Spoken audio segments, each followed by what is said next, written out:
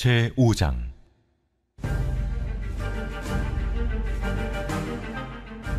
내가 다시 눈을 들어본즉 날아가는 두루마리가 있더라. 그가 내게 묻되 네가 무엇을 보느냐? 날아가는 두루마리를 보나이다. 그 길이가 20규빗이요 너비가 10규빗이니이다. 이는 온 땅 위에 내리는 저주라. 도둑질하는 자는 그 이쪽 글대로 끊어지고 맹세하는 자는 그 저쪽 글대로 끊어지리라. 만군의 여호와께서 이르시되 내가 이것을 보냈나니 도둑의 집에도 들어가며 내 이름을 가리켜 망령되이 맹세하는 자의 집에도 들어가서 그의 집에 머무르며 그 집을 나무와 돌과 아울러 사르리라 하셨느니라. 내게 말하던 천사가 나와서 내게 이르되 너는 눈을 들어 나오는 이것이 무엇인가 보라. 이것이 무엇이니까? 나오는 이것이 에바이니라. 온 땅에서 그들의 모양이 이러하니라. 이 에바 가운데에는 한 여인이 앉았느니라. 그때 둥근 납 한 조각이 들리더라. 이는 악이라 하고 그 여인을 에바 속으로 던져넣고 납 조각을 에바 아귀 위에 던져 덮더라. 내가 또 눈을 들어본즉 두 여인이 나오는데 하계 날개 같은 날개가 있고 그 날개에 바람이 있더라. 그들이 그 에바를 천지 사이에 들었기로 내가 내게 말하는 천사에게 묻되 그들이 에바를 어디로 옮겨가나이까? 그들이 시날 땅으로 가서 그것을 위하여 집을 지으려 함이니라. 준공되면 그것이 제 처소에 머물게 되리라. 아멘. 드라마 바이블이 우리에게 주는 유익은 텍스트의 이미지화를 시각적으로 보여준다라는 겁니다. 아마도 요 이미지가 없었다면 한 여인이 나오고 두 여인이 나오거든요. 한 여인이나 두 여인이나 같은 여자가 아닌가 이렇게 오해하실 수 있는데, 이미지를 보시면 한 여인의 이 한 여인은 정말 우상을 대표하는 음란한 여인이고 두 여인은 천사였구나. 이런 것들을 이미지를 통해서 여러분들이 본문을 이해하시는 데 큰 도움이 되실 것입니다. 오늘 그 광고 중에 중요한 광고가 되게 많았는데 여러분들 집에 가셔서 또는 주보에 다 내용이 자세하게 기록되어 있으니까요. 잘 숙지하시고 교회가 이렇게 세워지고 또 이렇게 진행이 되고 있구나라고 그렇게 숙지해 주시고 그렇게 또 부담 절대 느끼지 마시고 여러분이 하실 수 있는 만큼 동참해 주시고 또 기도해 주시면 연약한 교회, 신생아와 같은 교회, 그러나 교회의 머리 되시는 예수 그리스도는 크고 강하시고 능하신 하나님, 그 하나님께서 온리처치를 향한 하나님의 뜻을 당신의 주권과 열심을 통해서 온전히 이루어 가 주실 것을 믿습니다. 광고 시간을 저희가 이제 방영재 전사님께서 나오셔서 쭉 풀어주시다가 이제 그 영상으로 대체를 했고요. 그러다 보니까 암송 구절, 이번 주 암송 구절을 소개하는 게 이제 그냥 눈만 보고 넘어갈 수 있는데 우리 안에 좀 문화를 만들어 갔으면 좋겠어요. 그래서 광고를 영상으로 대체하지만 마지막 광고인 이번 주 암송 구절이 딱 띄워지면 제가 여러분께 시작하면 함께 읽고 그렇게 통독으로 넘어가는 예배 흐름이 되었으면 좋겠습니다. 그렇게 해주시고 방영재 전사님과 김지수 사모님, 방일의 따님 좀 몸이 많이 안 좋으셔서 오늘 온라인으로 아마 예배드리고 있는데 여러분 좀 기도 좀 많이 해주시고, 아마 저 기억에도 지금 이래가 지금 요 시기가 거의 길게 잡아야 2-3시간 정도였던 것 같아요. 사람이 잠을 못 자면 이게 가장 큰 고문이잖아요. 정말 어려운 시간을 이 가정이 지나고 있는데 여러분 격려해 주시고 그렇게 기도해 주시길 부탁드리겠습니다. 제가 짧게 기도하겠습니다. 하나님 아버지 감사합니다. 지난 한 주간도 삶의 치열한 현장 가운데서 어떤 이는 육체적인 씨름을, 또 어떤 이는 정서적 감정적인 씨름을, 또 어떤 이는 치열한 영적 다툼을 하고 우리 사랑하는 성도들 이 자리 가운데 나와서 함께 예배드리고자 모였습니다. 그리고 주의 말씀을 상고하고자 이 시간 주님의 말씀 앞에 섭니다. 말씀을 전하는 자나 듣는 자나 우리는 다 그리스도의 양이고 우리의 목자는 한 분, 예수님 한 분뿐이신 줄 믿습니다. 예수의 영이신 성령께서 지금 저희 가운데 함께하여 주셔서 이 말씀이 들리게 하여 주옵시고, 들린 대로 깨닫게 하여 주옵시고, 또 깨닫는 대로 결단하고 순종할 수 있도록 주님 우리와 함께하여 주시옵소서. 아버지 하나님, 어려운 시간들을 보내고 있는 성도들과 각 가정들, 주님께서 그 육체적 어려움 또 영적인 어려움 주님께서 책임져 주시고, 하나님의 신실하신 섭리와 계획 가운데 결코 우리의 가정이 혼자가 아니다, 우리를 위해 기도하는 자들이 있다, 믿음 가지고 의연하게 이겨나가는 우리 온리처치 모든 성도들 되게 하여 주시옵소서. 감사드리옵고 살아계신 예수 그리스도의 이름으로 기도하옵나이다. 아멘. 아침마다 제가 여러분에게 녹음 파일을 등록하신 성도님들 중심으로 이렇게 올려드리고 있는데, 스가랴서는 포로기 이후에 쓰여진 선지서입니다. 지금으로부터 약 2400년, 500년 전에 쓰여진 선지서고요. 이미 다윗 왕권을 통해서 찬란했던 그 모든 이스라엘 백성의 궁궐과 문화와 그들의 문명이 다 폐허가 되고요, 페르시아라는 나라의 속국이 되어서 그들의 통치를 받고 있는 상황입니다. 사실 우리는 일제 통치를 받기는 했지만 우리 모두가 그 시절에 살았던 사람이 아니기 때문에 피지배 국가 민족의 백성으로서 얼마나 비참한 삶을 살아가고 있는지는 사실은 역사 속, 책 속에서나 우리가 간접적으로 경험할 수 있지, 사실 오늘 우리가 여행 가고 싶으면 얼마든지 여행 가고, 이사 가고 싶으면 얼마든지 이사 가고, 또 불과 한 20, 30년 전만 해도 밤 몇 시 이후에는 밖에 나갈 수 없고, 이런 제한된 사회에서 살아보질 않았기 때문에 2500년 전에 팔레스타인 지역에 살아가는, 특별히 스가랴 선지자를 통하여서 하나님이 이 환상과 계시의 말씀을 전달해 주시는 그 당시 1차 수신자들의 마음을 우리가 피부로 와닿아서 느끼기가 참 여간 쉽지만은 않죠. 스가랴 선지자를 통해서 하나님께서 초반에 1장부터 약 6장까지 8가지의 환상과 계시를 말씀을 해주고 있습니다. 그 당시에는 모세 오경을 제외하고는 성경이라는 것이 텍스트로 전달되는 상황이 아니었기 때문에 누가 계시를 받았다 또는 환상을 보았다 하면 반드시 검증을 걸쳐야만 그것이 하나님이 주신 계시인가를 어떤 컨펌할 수 있는 그런 어떤 사회적 구조 안에 있었던 유대인들의 시대였다라는 거죠. 근데 스가랴가 세상에 한 환상도 본 것이 아니라 8가지나 환상과 계시를 받고요, 이스라엘 백성 완전히 폐허가 된, 나라가 완전 폭삭 주저앉은, 그리고 세상에 70년이나 지나서 야 그래도 우리 조상 땅으로 돌아가야지 않겠냐고 그렇게 이역 말리기를 떠나서 그 페르세폴리스, 그 당시 오늘날로 얘기하는 이란의 수도에서 예루살렘까지 목숨을 걸고 그 도적대와 그 어떤 들짐승들과 독사와 전갈의 위험으로부터 목숨을 다 감수하고 폐허가 된 예루살렘 땅에 도착을 해서 스가랴 선지자의 환상과 계시를 지금 받고 있는 그런 본문이라고 볼 수가 있는 것이죠. 이 8가지 환상의 공통점이 한 가지 있다면 무엇입니까?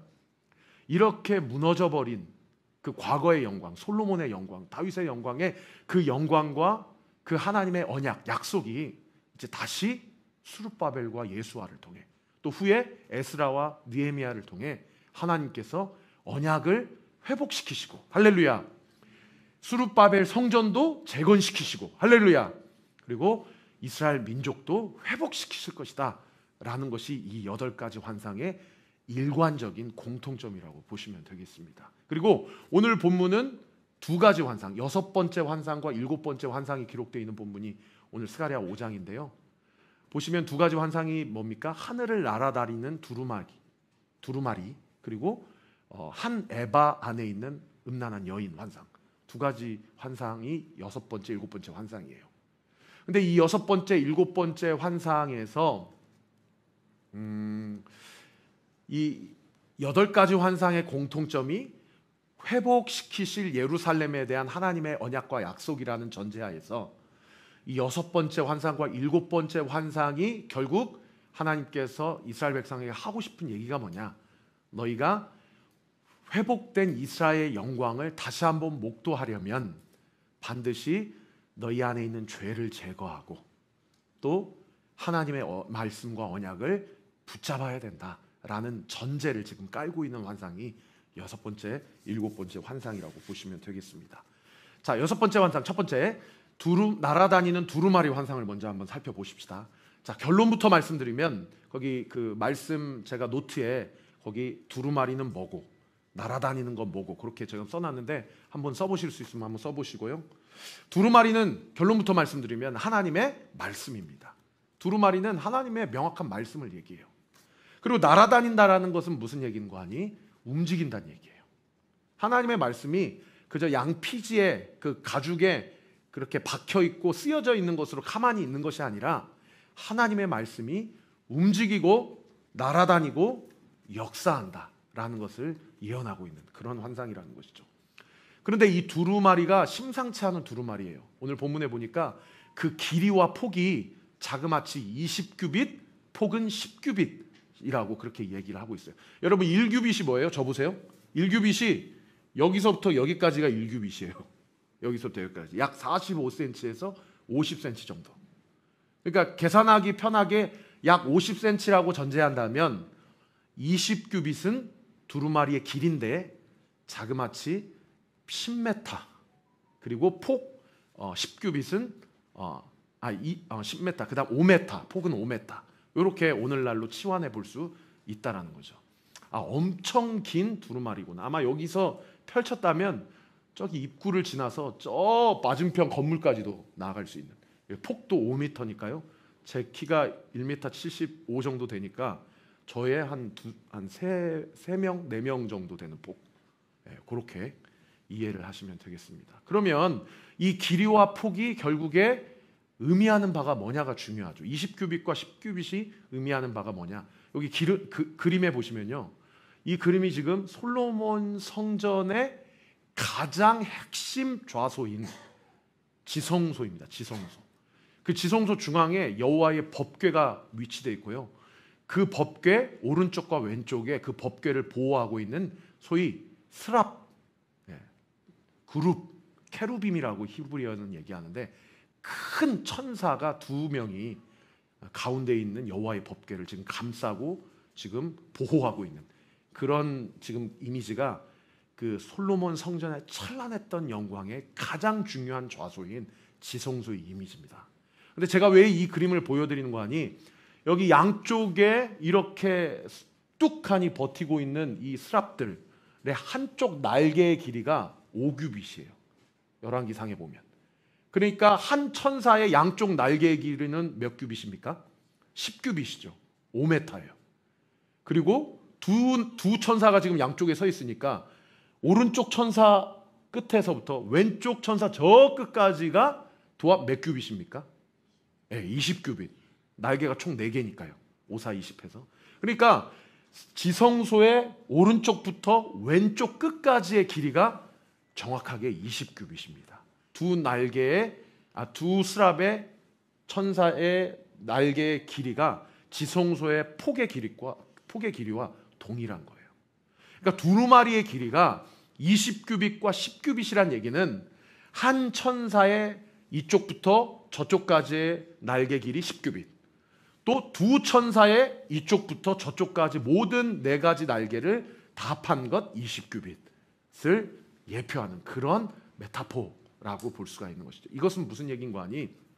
하나님께서 무너져버린 솔로몬의 성전을 그 당시 유대 총독으로 세우셨던 수룹바벨을 통하여 여호와의 성전을 완전히 복원시키실 것을 지금 약속해주고 있는 그런 본문이라고 볼 수가 있는 것입니다. 자, 근데 중요한 것은 이 두루마리 안에 뭐가 적혀져 있는지 내용이 중요하겠죠. 오늘 보면 3절 말씀 한번 띄워주시고요. 3절 말씀 같이 한번 읽어봅시다. 시작. 그가 내게 이르되 이는 온 땅 위에 내리는 저주라. 도둑질하는 자는 이쪽 글대로 끊어지고 맹세하는 자는 그 저쪽 글대로 끊어지리라 하니. 자, 이쪽과 저쪽이 마치 양쪽에 세워져 있는 스랍들을 이야기하는 듯해요. 이 두루마리가 지성소의 회복을 상징한다라는 거 알겠는데 그 내용은 아이러니하게도 축복입니까? 저주입니까? 저주예요. 그리고 그 저주의 내용이 이쪽의 내용은 어떤 내용, 저쪽의 내용은 어떤 내용이라는 건데 이 개역개정은 잘 이해가 안 돼요. 그래서 새 번역을 제가 한번 준비해 봤거든요. 새 번역을 한번 띄워주시면 이해가 확 됩니다. 한번 같이 읽어봅시다. 시작. 그는 나에게 이렇게 말하였다. 이것은 온 땅 위에 내릴 저주다. 두루마리 한쪽에는 도둑질하는 자가 모두 땅 위에서 말끔히 없어진다고 쓰여 있고 두루마리 다른 쪽에는 거짓 맹세하는 자가 모두 땅 위에서 말끔히 없어진다고 쓰여 있다. 이렇게 새 번역이 번역을 하고 있다라는 거죠. 하나님께서 말씀을 통해서 성전을 재건하실 때에 그 재건 과정 가운데서 두 무리를 제거하시고 치리하실 것을 이야기하고 있는데 그 두 무리가 어떤 사람들이고 하니 한 사람은 도둑질하는 사람, 또 한 사람은 거짓 맹세하는 사람. 이 두 무리를 제거한 후에야 하나님의 말씀이 온전히 서게 될 것이다 라는 것을 예언하고 있는 본문이 6번째 환상, 하늘을 나르는 두루마리다 라고 볼 수가 있는 것이죠. 여러분, 도둑질한다라는 것은 무엇을 이야기합니까? 남의 것을 훔치는 것이 도둑질입니까? 1차적으로는 그렇죠. 그런데 성경이 말하는 도둑질은 뭐냐면 하나님의 것을, 잘 기억하세요, 하나님의 것을 내 것이라고 생각하는 자를 도둑질하는 사람이다 라고 그렇게 정의한다는 거예요. 하나님의 것인데 내 것이다 라고 이야기하는 거예요. 거짓 맹세하는 사람은 단순히 거짓말하는 사람을 이야기하는 것이 아니고요. 예를 들면 이런 거예요. 제가 이걸 갖고 싶어요. 이걸 갖고 싶은데 하나님 저 이거 주세요. 저 이거 갖고 싶어요 라고 하고 그렇게 하나님께 받아내는 게 아니라 하나님 저는 이거 별로 있으면 좋고 없어도 상관없는데요. 하나님이 이것을 갖게 하셨기 때문에 저는 이걸 갖겠습니다 라고 이야기하고 취하는 것이에요. 이런 거예요. 남편한테, 아내한테 나는 이걸 원하지 않아. 근데 하나님이 이렇게 하래 라고 해서 그것을 하는 거. 뭐 저 같은 목사들이 교회를 크게 세워놓고 하나님이 이렇게 크게 세우라고 하셨다 라고 얘기하면서 교회 대형화를 하나님의 이름을 취해서 명분화하는 것, 이런 것들이 성경이 이야기하는 거짓 증언, 거짓 맹세라고 볼 수가 있는 것이죠.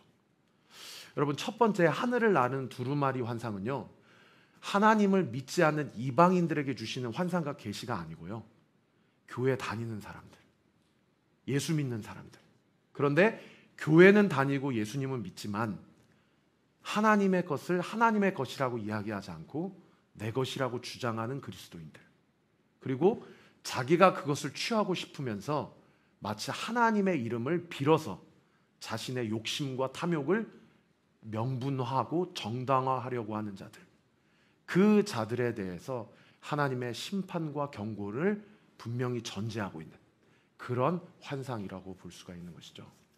그런가 하면 두 번째로 7번째 환상, 에바 속 여인의 환상을 여러분과 함께 나눠보고자 합니다. 결론부터 이 환상도 말씀을 드리면 에바는요, 두 가지를 의미해요. 원래 이 에바는 오늘날로 얘기하면 리터예요. 리터. 부피를 측량하는 단위입니다. 그래서 1에바는 22리터예요. 22리터. 1리터짜리 코카콜라 병이 22개가 있으면 그게 1에바입니다. 그 정도 부피의 크기가 에바인데 이게 에바의 1차적인 뜻이고요. 두 번째 에바는 우리가 아까 봤던 드라마 바이블 그 이미지처럼 곡식을 담는 항아리를 에바라고 해요. 그래서 1에바 하면 22리터의 곡식이 담겨있는 한 항아리를 이야기한다라고 볼 수가 있는 것이죠. 여러분, 곡식을 담는 항아리다, 영적으로 주해를 하면 뭐라고 이야기해 볼 수 있습니까? 곡식, 양식, 뭐가 떠오르세요? 네, 말씀이 생각나죠. 하나님의 말씀, 하나님이 매일마다 먹여주시는 만나가 생각이 납니다. 여러분, 이제 5월부터 제가 새벽 기도를 시작할 텐데 아마 여기 앉아 계신 성도님들 중에 새벽 기도에 나오실 수 있는 분은 한 분도 안 계실 겁니다. 왜냐하면 우리 교회가 아직 로컬리티 철치가 아니에요. 다산동에 사는 사람이 없습니다. 그래서 하나님께 기도하면서 우리 교회 다산동과 남양주와 이 수도권 동북부 지역에 살아가는 성도들이 좀 많이 모일 수 있도록 우리가 함께 또 전도도 하고 기도도 하겠지만, 여러분 부담 갖지 마십시오. 우리 남무엘에서 제가 버튼 하나만 누르면 유튜브로 새벽 6시에 딱 새벽 예배를 송출할 수 있도록 다 이렇게 시스템을 준비를 해주셨어요. 그래서 여러분 이 현장에서 새벽 제단을 쌓지 못하더라도 실시간으로 여러분 출근하시면서 새벽 예배 드리시고 또 여러분 기도의 제단을 쌓으셔도 좋습니다. 여러분 제가 왜 이야기를 하는 거 아니요? 아침마다 우리가 아침 식사를 하듯이 여러분 일어나시면 말씀을 드셔야 돼요. 아멘. 네, 말씀을 먹고 말씀으로 우리의 영이 살찌우지 아니하면 사람은 타락된 본성을 갖고 있기 때문에 내가 생각하는 대로 생각하고 내가 판단하는 대로 결정할 수밖에 없습니다. 그런데 하루의 아침을 말씀과 기도로 시작하면요, 일단은 마음이 부드러워져요. 마음이 부드러워져요. 그리고 놀라운 변화가 뭐냐면 입술에서 감사의 고백이 터집니다. 그래서 말씀과 기도로 하루를 여는 사람은요, 사실 객관적인 눈으로나 삼자의 시각으로 보면 저 사람은 어떻게 저런 상황인데 감사를 하지? 그렇게 세상 사람들은 판단할지 몰라도 그 사람의 삶 가운데 감사할 거리를 찾고 또 실제로 그렇게 하나님께 감사하고 하나님께 영광 올려드리며 하루를 시작한다는 거예요. 우리 사랑하는 온리처치 성도님들은 말씀과 기도로 감사의 고백으로 하루를 시작하는 우리 사랑하는 성도님들 되시기를 예수님의 이름으로 축원합니다. 근데 이 에바가 하나님의 말씀을 담는 곳이라는 거죠. 근데 세상에 이 말씀을 담아야 되고 감사를 담아야 되는 이 항아리 안에 뭐가 있어요? 오늘 보면 한 7절 한번 띄워주세요. 우리 7절 같이 한번 읽어봅시다. 7절 시작. 이 에바 가운데에는 한 여인이 앉았느니라 하니 그때 둥근 납 한 조각이 들리더라. 말씀으로 채워져야 될 이 공간 가운데 말씀이 없고 한 여인이 등장한다는 거예요. 근데 이 여인이 무엇을 상징하는 계시냐? 사실 결론부터 말씀드리면 가늠한 여인, 아니 정확하게 더 표현하면 음란한 우상을 상징하는 여인입니다. 말씀을 준비하면서 요한계시록 17장 5절이 생각나더라고요. 여러분 요한계시록 17장 집에 가서 한번 읽어보실 수 있으면 읽어보세요. 17장과 18장에는 어린 양 되신 예수님과 바벨론의 왕인 음란한 여인의 마지막 최후 결투 아마겟돈 전쟁이 일어납니다. 그리고 18장에서 바벨론이 마지막으로 완전히 패망을 하게 돼요. 그리고 요한계시록 19장 하면 떠오르는 단어가 뭐예요? 어린 양의 혼인잔치가 벌어져요. 그게 말세에 이러한 일들을 하나님께서 반모섬의 사도 요한을 통해서 계시로 보여주셨거든요. 그러니까 예수 그리스도 어린 양을 대적하는 그 수많은 어둠의 세력과 세상 사람들의 대표자가 뭐냐면 음란한 큰 바벨론이라고 이름한 한 여인입니다. 그 여인이 요한계시록 17장에 붉은 한 동물을 타고 나타나요. 예수님 앞에. 근데 그 붉은 용 위에 7 뿔이 있고 10가지 뿔이 있어요. 그래서 사도 요한이 소스라치게 놀랍니다. 저게 도대체 뭐냐고.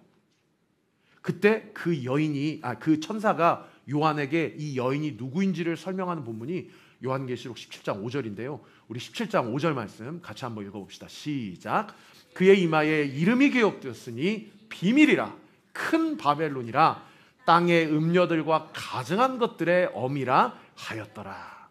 여러분 우리 여성분들 기분 나빠하지 마세요. 여기서 이 어미다, 음녀다 하는 건 여자를 얘기하는 것이 아니고 그야말로 상징적인 의미입니다.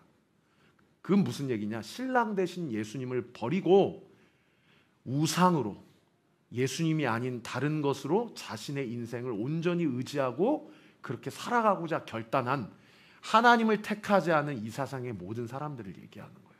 근데 그 이름이 큰 바벨론이다. 이 땅의 모든 우상의 어머니다 라고 그렇게 이야기를 하고 있다는 거죠. 말씀이 들어가야 될 그 에바 가운데 말씀이 없고 음녀가 있는데 음녀가 나와요.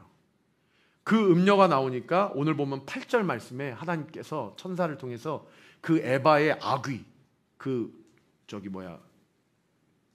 그 주둥이를 납덩이로 그냥 덮어버리십니다.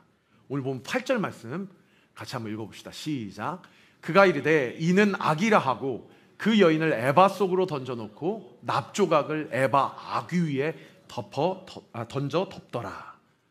여러분, 이게 납조각 하면은 옛날에도 저는 사실 문과여서 잘 모르지만은 그 원자력이라든지 이런 것들이 분열을 일으켜서 이제 에너지가 나오잖아요. 그것을 최소화시키는 게 납이라고 하더라고요. 그래가지고 그나마 뭔가 이렇게 분열을 일으킬 때 납을 통해서, 납이 이제 그 열이 일어나는 온도가 낮다 보니까 그나마 그것으로 이제 사람을 보호하기도 하고 또 그런 것들로부터 좀 지켜주기도 하는데, 사실 이 납이 몸에 안 좋잖아요. 사실 몸에 다 하나씩 쌓이는 건데, 어쨌든 이 납이 뭔가를 묶고 컨트롤하고 덮어버리는 그런 역할을 하고 있는 것이 지금 이 환상인 거죠. 여러분, 이 환상도 세상에 그 어린 양의 혼인잔치가 벌어지고 난 후에 하나님께서 천년 왕국을 베풀어 주시고 잠시 잠깐 이 음녀가 노임을 받게 돼요. 요한계시록에서. 그때 하나님께서 이 요한계시록에 잠시 잠깐 노임을 받게 된 이 음녀를 하나님께서 납으로 봉인을 해버리세요. 요한계시록 20장 3절 말씀 우리 같이 한번 읽어봅시다. 시작. 무정행에 던져놓고 잠그고 그 위에 임봉하여 천년이 차도록 다시는 만국을 미혹하지 못하게 하였는데 그 후에는 반드시 잠깐 노이리라. 그러니까 하나님께서 이미 심판을 통해서 무적행으로 사탄 마귀 이 음녀를 치리하시고 심판하셨는데, 그리고 임봉하셨는데 그 임봉이 잠시 잠깐 풀리기 전까지 거기에 가둬져 있다. 그곳이 무적행이다 라고 그 계시와 환상을 요한계시록이 보고 있다라는 것입니다. 그런데 이 에바에서 임봉된 이 여인을 갑자기 날개 달인, 학의 날개와 같은 날개 달린 두 여인이 이 에바 자체를 들여다가 오늘 본문 11절에 보니까 어디로 갖다 놓습니까? 신할 땅으로 갖다 놓고 있죠. 여러분, 신할 땅 하면 창세기 몇 장이 생각나세요? 오늘 이 성경 공부 하는 것 같은데, 신할 땅 하면 하나님을 대적하고 우리도 하나님처럼 될 수 있다라고 하늘까지 탑을 쌓았던 바벨의 문화의 중심지가 바로 창세기 11장에 나오는 신할 땅입니다. 그러니까 하나님께서 이 악을 임봉하여서 악이 있는 그 본거지로 이 악을 배치하고 있는 그런 환상이라고 볼 수가 있는 것입니다. 말씀의 결론을 맺겠습니다. 저는 6번째와 7번째 환상을 통해서 두 가지를 여러분과 좀 나누고 싶어요. 첫 번째는 진정 나 자신을 위한 것이 무엇인가를 한번 오늘 예배를 통해 성령께서 깨달아 주시는 대로 하나님 앞에 좀 붙잡고 기도하는 시간이 되기를 원합니다. 우리 같이 한번 따라해 볼까요? 진정 나를 위한 것은 무엇인가? 여러분, 8가지 환상의 공통된 특징 하나가 뭐라고 제가 말씀드렸죠? 무너진 예루살렘의 회복을 위하여서 하나님께서 어떤 소망도 희망도 없는 그 당시에 스가랴와 이스라엘 백성들에게 환상과 계시를 지금 보여주고 있다라는 거죠. 그런데 하나님께서 온전한 회복을 해주시기 위해서는 두 부류의 어떤 스탠스를 취한 자들이 제거가 되어져야 되는데, 그 두 부류가 뭐냐? 도둑질하는 자들과 거짓 맹세하는 자들이다 라고 이야기를 하고 있다는 겁니다. 여러분, 이것은 우리에게 두 가지 메시지를 주세요. 여러분의 삶 가운데, 우리의 삶 가운데 회복이 필요한 영역이 있잖아요. 회복이 필요한 영역. 어떤 분에게는 자녀 교육일 수도 있고요. 어떤 분에게는 직장의 어떤 사업일 수도 있고요. 어떤 분에게는 관계적인 문제가 될 수도 있고요. 또 심지어 어떤 분에게는 건강의 이슈가 될 수도 있겠죠. 여러분의 삶 가운데 회복이 필요한 부분이 무엇인지 지금 한번 떠올려 보세요. 내 힘으로는 회복할 수 없는데 이거는 반드시 회복돼야 될 부분임을 날마다 하나님께 간구하고 있는 부분. 아니, 심지어 그렇게 간구하고 싶지만 어느샌가 모르게 그 간구를 쉬어버리고 그냥 어떤 소망도 없이 간구하지 않고 있는 그런 부분이 있다면 그것은 무엇입니까? 저는 이 시간 말씀을 붙잡고 말씀에 근거하여서 우리 사랑하는 성도들에게 선포합니다. 그 지점이 예수 그리스도의 은혜와 능력으로 회복되었음을 이 시간 믿음으로 선포합니다. 아멘. 그것이 하나님의 섭리고요, 그것이 하나님의 뜻입니다. 하나님이 회복을 작정하셨어요. 그러므로 우리 사랑하는 성도 여러분, 조급하지 마십시오. 이미 결론은 끝났습니다. 하나님은 회복시키시는 분, 하나님은 살게 하시는 분, 하나님은 소생케 하시는 분임을 믿으시기를 우리 구주 예수 그리스도 이름으로 축원합니다. 그런데 그 회복이 있기 위해서는 우리 안에 뭐가 제거되어져야 하냐면, 이것이 내 것이다 라고 생각하는 하나님 입장에서의 도둑질, 그걸 내려놔야 돼. 그거 네 거 아니야. 그거 내 거야. 왜 내 건데 네 거라고 생각하느냐 라고 주님이 물으신다는 거예요. 그리고 어떤 부분은 내가 그렇게 하고 싶은데 하나님이 그렇게 하라고 해서 나는 그렇게 해왔다 라고 거짓 맹세하는 부분도 있을 수 있다는 거죠. 제가 교회를 세워가면서 기도하면서 하나님이 정말 많은 마음을 주시고 우리 사랑하는 성도님들을 통하여서 심지어 하나님의 음성을 듣게 하십니다. 그런데 제가 담임 목사로서 여러분에게 부탁하고 싶은 건 뭐냐면요, 저를 포함하여서 우리가 교회를 잘 세워보고자 하는 모든 열심과 노력도 사실은 이 교회가 우리 교회고 내 교회라고 생각해서 그런 것이 아닌가 라고 저는 그렇게 깨달아지더라고요. 사랑하는 성도 여러분, 내 것이 아닌 걸 내 것인 것처럼 쥐고 있지 마세요. 그럴수록 오히려 하나님과의 관계만 더 소원해주고 더 나만 스트레스 받아요.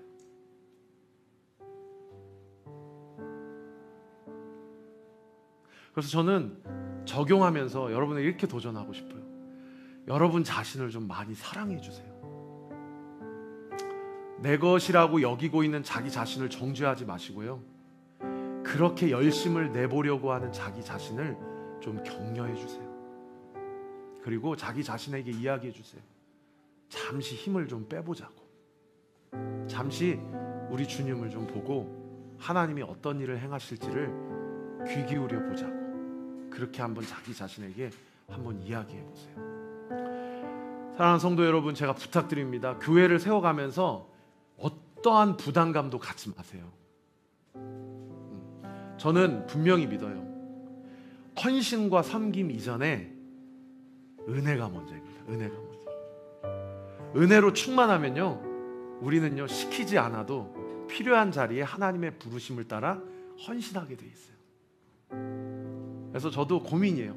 이런 것 때문에 성도님들 땡기고 싶지 않고 저런 것 때문에 성도님들 부담 주고 싶지 않은데 행여나 그렇게 부담 느끼실까 봐 저도 늘 그게 고민입니다. 우리 사랑하는 성도 여러분, 우리 온리처치를 세우시는 분은 하나님 한 분이신 줄 믿습니다. 우리가 더 주님의 음성을 듣고 더 주님의 인도하심을 받고 내 것이 아니고 하나님의 것임을 인정하며 그렇게 주님 앞에 나아가는 저와 우리 모든 온리처치 성도들이 되시기를 예수님의 이름으로 축원합니다.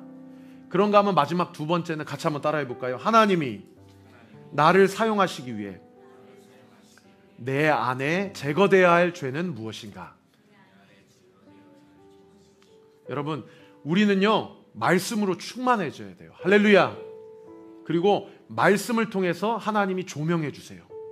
내 안에 내 속에 제거되어야 할 죄가 무엇인지를 조명해 주신다는 거예요. 그래서 사랑하는 성도 여러분, 꼭 기억하십시오. 성령의 역사는 저 사람이 문제야, 성령의 역사는 이 상황이 문제야 라고 그렇게 깨닫게 해주시지 않으시고, 성령의 역사는 나의 문제야, 성령의 역사는 나를 통해서 일하나 라고 주께서 우리 각자를 인도하시고 사용하시고 지도해 주신다라는 겁니다. 우리 사랑하는 온리처치 모든 성도들에게 그러한 인격적인 성령의 역사가 풍성하여져서 야 너를 보니까 너 어디 교회 다니니? 온리 교회 다닌다. 야 그 교회 나도 한번 다니고 싶다. 너를 보니까 그 교회는 예수님이 살아계신 것 같다. 그 교회는 성령 하나님의 역사가 나타나는 교회구나. 그렇게 드러내고 나타내는 우리 사랑하는 온리처치 모든 성도들 되시기를 우리 구주 예수 그리스도의 이름으로 축원합니다.